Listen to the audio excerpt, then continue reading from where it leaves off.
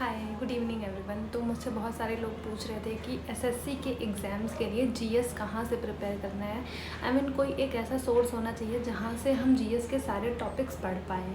तो सबसे पहले हमें पता तो होना चाहिए कि हमें जीएस में पढ़ना क्या क्या है। तो सबसे पहले हम वो देखेंगे, फिर हम ये देखेंगे कि उन टॉपिक्स को करना कहाँ से है। मैं आपको वो सारे सोर्स भी बताऊँगी जो कि फ्री में अवेलेबल हैं यूट्यूब पे। सिंपल सा आपको सर्च करना है, आपको मिल जाएगा। मैं सारे प्लेलिस्ट टैग कर दूँगी यहाँ डिस्क्रिप्शन में।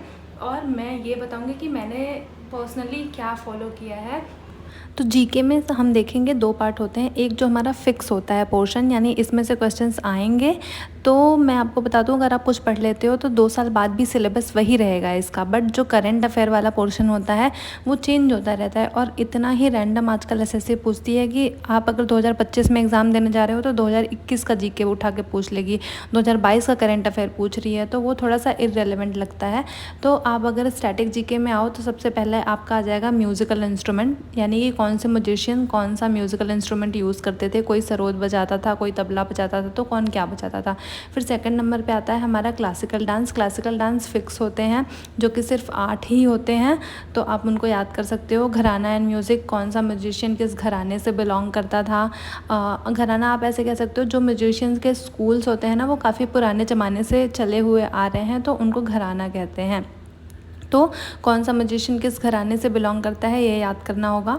एंड देन फिर हमारा आता है folk dances. Folk dances nothing but ये आपके एक स्टेट के कई सारे फोक डांसेस हो सकते हैं जो कि वहाँ के रीजनल लेवल पे होते हैं। कुछ कम्युनिटीज़ परफॉर्म करती हैं, कुछ ट्राइबल लोग परफॉर्म करते हैं। सेम ऐसी हम जाएंगे फेस्टिवल ऑफ इंडिया पे, वो भी कुछ कम्युनिटीज़ के फेस्टिवल होते हैं, कुछ ट्राइब्स के फेस्टिवल होते हैं। हर स्टेट के कुछ फिक्स 5-6 फेस्टिवल होते हैं जो आपको याद करने होंगे। फिर आ जाता है हमारा सेंसस। सेंसस हमारा पॉपुलेशन से रिलेटेड है, पॉपुलेशन डेंसिटी से रिलेटेड है। कहाँ पे कितना पॉपुलेशन बढ़ गया, कहाँ कितना घट गया, कौन टॉप पे रहा, कौन बॉटम लिस्ट पे रहा। हमारा मेल की पॉपुलेशन कितनी है, फीमेल की कितनी है, लिटरेसी रेट क्या है, ये सब इसमें आ जाएगा। फिर आएगा बुक एंड ऑथर, किस बुक को किस ऑथर ने लिखी है, ये सब याद करने के लिए ये मैं थोड़ा कम रेकमेंड करूँगी क्योंकि ये इतना नहीं पूछता है और बहुत सारी बुक्स हैं, हम बहुत ज़्यादा याद भी नहीं कर सकते। एंड देन स्पोर्ट्स में बहुत सारे हमारे गेम्स हैं, उससे रिलेटेड बहुत सारी टेक्निक्स, बहुत सारे प्लेयर्स, एंड देन बहुत सारे इवेंट्स होते हैं। अगेन अगर आप ऊपर वाले सारे कवर कर लेते हो तो हमें ये भी तो होता है ना कि बाकी चीज़ें कभी कभार बन भी जाती हैं और कभी कभार नहीं भी बनती। तो हमें ये देखना है कि हम इसमें से क्या क्या एक्चुअली में कवर कर सकते हैं क्या और क्या नहीं कर सकते। तो आप अगर ऊपर वाले कर दो तो नीचे आप स्पोर्ट्स और बुक को तब कर लेना जब ऊपर वाले हो जाए। देन हम आएंगे इकोनॉमिक्स। इससे अगेन 2 या 3 क्वेश्चंस आते हैं, तो आप अगर इकोनॉमिक्स कर लोगे तो वो 2 क्वेश्चन कंप्लीट हो जाएगा। Then polity again 2-3 question, and again geography से 2 या 3 क्वेश्चन आते हैं। हिस्ट्री से एंशिएंट, मिडाइवल, मॉडर्न, तीनों मिला के अगर आप एक क्वेश्चन ले लो तो भी 3 क्वेश्चन आ जाते हैं। देन साइंस से 1 क्वेश्चन फिजिक्स से आएगा, 1 बायोलॉजी से, 1 केमिस्ट्री से आएगा। तो अगर हम ये अपना पोर्शन कर लें तो हमारा 15 क्वेश्चन मैं कैसे कह सकती हूँ हमारा बन सकता है। लेकिन अगर कुछ क्वेश्चंस ऐसे होते हैं जो ट्रिकी होते हैं, जो एक बार में दिमाग नहीं चलता है कि यार एकदम से याद नहीं आता है कि इसका क्या हो सकता है, तो वहाँ पे हमें प्रॉब्लम होगी। बट करंट अफेयर वाले चीज़ में टाइम वेस्ट करने से अच्छा है हमारा जो स्टैटिक पार्ट है हम उसको अच्छे से तैयार कर लें। तो मैंने ये कोर्स लिया हुआ है, परमार एसएससी सर का सारा कोर्स है।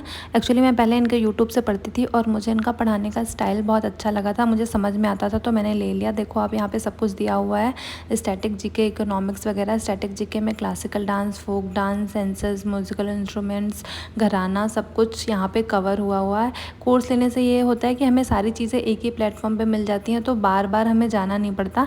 ये सब चीज़ें फ्री में इनके यूट्यूब चैनल पे भी अवेलेबल है, अगर आप देख पाओगे तो यहाँ पे जियोग्राफी के सारे लेक्चर्स अवेलेबल हैं। आप वहाँ से जाके या तो अपने नोट्स बना सकते हो या तो आप इनको बार बार देख सकते हो, जो भी आपको सही पड़े। इनके PDF वगैरह भी टेलीग्राम पे मिल जाते हैं। अगर आप देखोगे तो बायोलॉजी के लेक्चर्स पड़े हुए हैं, हिस्ट्री के पड़े हुए हैं सारे यहाँ पे। एक्चुअली मैं आपको बताऊँ यूट्यूब पे सब कुछ अवेलेबल है, बस आपको पता होना चाहिए कि क्या चीज़ हमें कहाँ पे मिल रही है। आप देखोगे तो इकोनॉमिक्स के लेक्चर अवेलेबल हैं, आप देखोगे तो स्टैटिक के सारे लेक्चर्स अवेलेबल हैं। तो मैं क्या क्या करूँगी, मैं सारे प्लेलिस्ट को इसके डिस्क्रिप्शन में ऐड कर दूँगी, आप लोग वहाँ से चेक कर लीजिएगा। यार नोट्स बनाने वाला काम थोड़ा सा लेंदी हो सकता है, क्योंकि आपको हर एक टॉपिक अच्छे से पढ़ना पड़ेगा, उसको अपनी लैंग्वेज में लिखना पड़ेगा, क्योंकि अपने नोट्स का यही फ़ायदा होता है कि चीज़ें अपनी लैंग्वेज में लिखी होती हैं तो आपको रिवीजन करने में बहुत ईजी पड़ता है। बस यही है कि ये थोड़ा टाइम कंज्यूमिंग होता है। जो लोग अभी 2025 का एग्ज़ाम देने वाले हैं, मैं उनको रेकमेंड नहीं करूँगी कि वो अभी नोट्स बनाएं। आप अगर लेक्चर से कुछ चीज़ें अपने दिमाग में स्टोर कर सकते हो तो कर लो, बिकॉज़ अभी नोट्स बनाने में बहुत सारा टाइम आपका सिर्फ जीएस पढ़ने में वेस्ट हो जाएगा, जो कि मैं नहीं चाहती हूँ। उसके लिए मैंने एक बुक भी बताई थी जो कि सर की ही बुक है, आप लोग उसको चेक कर सकते हो, फैटमैन नाम है।